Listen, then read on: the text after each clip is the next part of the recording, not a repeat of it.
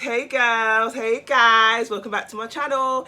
If you are new here, hello and you are welcome. You can hear my voice, I'm excited. You can hear I'm excited because I'm talking about the narcissistic mother, okay? The narcissist mother, okay? The mother of the narcissist, the woman who raised that person to be that person, right? Let's just get into it. So I titled this video something that I felt deep down inside, and I thought, you know what? I need to express myself because this needs to be spoken about, okay? How do you think the narcissist became like that?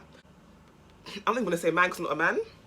How do you think that male became that male? This woman was raised to be this woman. Like, think about who was teaching her or him these things, right? So the title today is The Narcissist Mother's Evil Tactics is Used to Distract You from Your Partner's Abuse. You don't want to think about the past or the situation, but it just creeps up in your mind and it violates, right? So in my mind, I was thinking about all these stuff that's happened to me. I was thinking, oh my God, oh my God. And I was like, hold on. These lot tag teamed me. These lot got the mother to do some horrendous things, right? So I wouldn't even realize that I was being abused by my ex, by the narc. Because I'm thinking, how can I not understand? How can I not realize that I'm being abused? And it dawned on me that, oh, because I'm too focused on the mum, trying to get the mum to accept me, trying to get the mum to this and the mum to that. I'm trying to people please so much that I'm not even understanding that the woman's abusing me, that I'm not even understanding that my ex, that the narc is abusing. You feel like you're the issue. The mother-in-law makes out like, oh, you don't cook like how I cook, or you don't cook in the way I need it for my baby, you don't look a certain way, you know, you don't this, you don't that. So it's a thing where you're just thinking, okay, maybe it's just an issue, okay? Sometimes it's a cultural thing, you know, the firstborn or the only child, the mother won't let go of that child, right? Doesn't matter whether that's a man or a woman, right? She won't let go, okay? It's even worse when it's a man, when it's a boy. She is not letting go because that's her husband, okay? Emotional husband, right? So you're thinking, okay, maybe it's just something normal. Maybe she's just finding it a bit tough, letting go of her children. And this is why, as mothers and fathers, you still need your own life, even though you have children. Because when they grow up now, you invest your whole life into this child. You'll become like this, all inner the business. You don't want to be inner. Live your life, let your kid live life, be happy, find that woman or that man so you can move on and live your life. Don't be inner and start fighting for your child like that's your man. The reason why you kind of like tolerated the abuse from the mother, right, the narcissist mother, is because you're thinking, okay, maybe she just wants the best for her child, and you kind of give. They didn't ask you to give them excuses. You gave them excuses. You're thinking, okay, she just wants to make sure that I'm the best man for her. I'm the best woman for her. No, she doesn't. There's nothing you're going to do that's going to make you the best man or the best woman for her child. It's just not going to happen. They're going to tag team to destroy you. And, you know, it's just so crazy the way these nuts do these things, right? Stay tuned to the end of the video. I'm going to go for a little story time about, you know, why I even came up with this video, right? The reason why they tag team you because they see how desperate you are to be accepted into the family. They see how desperate you are to be with the narc. That they play on it, okay? So they're gonna use you in different ways because they might have money and you may not have money. You might be living in their house or whatever the situation is. Don't be fooled. You can still get used without putting your hand in your pocket. Okay, remember that. They can use your energy, they can drain your energy, right? Maybe they want control, they want to make you the in-house slave, right? They want to work together to turn you mental as well. Don't ask me why or what the mission is or what they even gain out of that, but people do gang up together to turn one person mental. That's how deep and dark these people are. That's how envious these people are. They want control over your children, and the only way they're going to do that is if they have control over you and tell you what to do. Maybe if they have control over you and turn you mental and put you in a mental house, they can take your child away from you. Maybe you're just very smart, you don't even know your potential, you have all these amazing business ideas that are just flowing out, you have all this knowledge on life and business and just everything that they're like, okay, cool, we're going to use that. And the thing is, you end up getting lost in the narcissist family cult, right? Anyway, I'm going to do a little story time for you. Very, very mini story time. So basically what happened with me in the situation, I had some issues with my housing, and instead of sorting out my housing issues, the narcissist and the mother were like both like, oh, why don't you stay with my mum, you know, stay here, like, you know, I'll help you out with the kid. This is when, you know, when your kid's very young. It was my first child, you know, very young, you just need a break, you need support. It takes a village to raise a child. Like, come, we'll help you, come live in the house, there's loads of us, you know, obviously the siblings and the mum or whatever. So I'm thinking, all right, cool, right?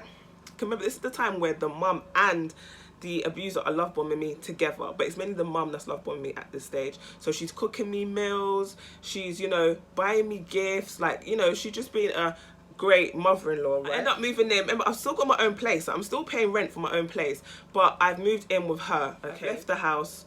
The issues in the house have got worse.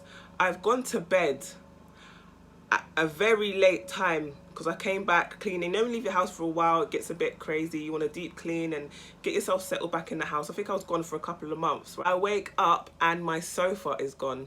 The narcissist has thrown out my sofa, and his excuse was something like it was falling apart, it was dirty, something like that, and he was going to replace it, right? So I'm thinking, anyone in their sane mind, if they're going to throw away a sofa must be on its way either that day or the following day, right?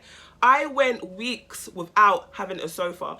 I was breastfeeding my child and I had to sit on the floor and breastfeed my child for weeks, where it got to a point I was so embarrassed I had to call my mum and ask her, please help me get a sofa, because at that time financially I was very, very low, okay? I couldn't do anything for myself, okay? I've just had a child, I physically can't get up and go to work and make my money, and that was the only way of me making money. So my mum was like, of course, I got you, my daughter, like, I'll send you the money, go buy what you need to buy, right? This guy he was upset I bought a new sofa. They didn't want me to buy a new sofa. You know what they were saying to me? Move back home with my mum. They both was tag teaming me to move back home with my mum. So he threw away the sofa in order for me to go back to the mum's house. So they tag teamed it, you know, oh, she's left now, she wants to do her own housing. No, at that time, the mum was getting money out of me, I was cleaning her house, certain times I was cooking meals, but that's because I wanted to. Because if I'm living in somebody else's house, I am going to cook and clean for you. If I'm living in your house, I'm going to be doing the most because I'm living in your house. You know, I'm going to do extra because that's your house and I'm living in your house. And she wanted me to be her slave, to a point she wanted me to... They were just mashing up my own house to make me go back to hers to be her slave. They did it together. And the whole reason and her doing it is because she was making me a slave. I was helping her with her businesses. I was cleaning her house. I was making her look good. She had all the time in the world to do what she wanted to do whilst I'm draining myself. My ex was actually cheating. The narcissist was actually out cheating, and he was able to cheat.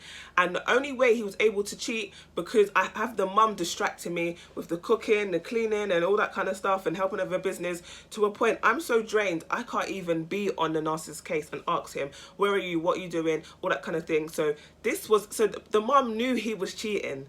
You know, it was all a plan. Okay, you go out and cheat, I'll cover you, and I'll slave her here so she won't know what's going on. They're flipping evil, okay? Do not trust that mother. Do not answer that phone call to that mother, maybe even the father, but do not answer. Listen, the narcissist mother is probably worse than him.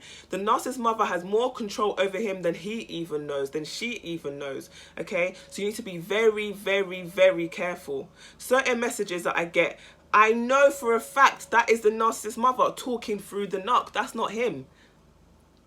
He's a college dropout. He doesn't talk like that. He doesn't have those critical thinking like a normal person does. I know when it's him speaking. I know when it's her speaking, okay?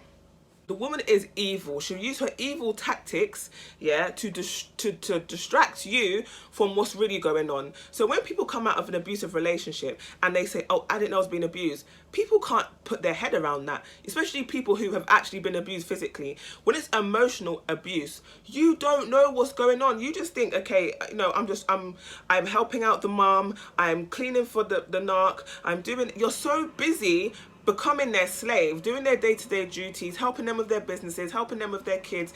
Even if you have no kids, you're helping them with their kids. You're helping them with things in their life that they should be doing. You're taking on their responsibilities that you can't even clock what the hell's going on. So wisen up. If you feel like this person is a narc and this is it, you need to run. There's no excuses. There's no, they don't even have to be a narc, just toxic, just using you, manipulating you, turning you into a slave, making you go mental, you know. Look at yourself before, look at yourself with them now. Is it any better or is it worse? Exactly. If it's worse, you need to go. It doesn't matter. Let's not go with the diagnosis and, oh, they're not diagnosed and this. No.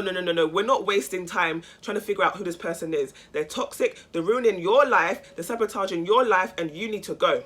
Woo, that's a mouthful. I hope you enjoyed this video. I hope you enjoyed this story time. And thank you so much for everyone who subscribes, all my new subscribers. Thank you for the comments, thank you for watching, and please share this video with anyone that you think would benefit off this video. If you like this video, please like, comment, subscribe, and I will see you for my next one.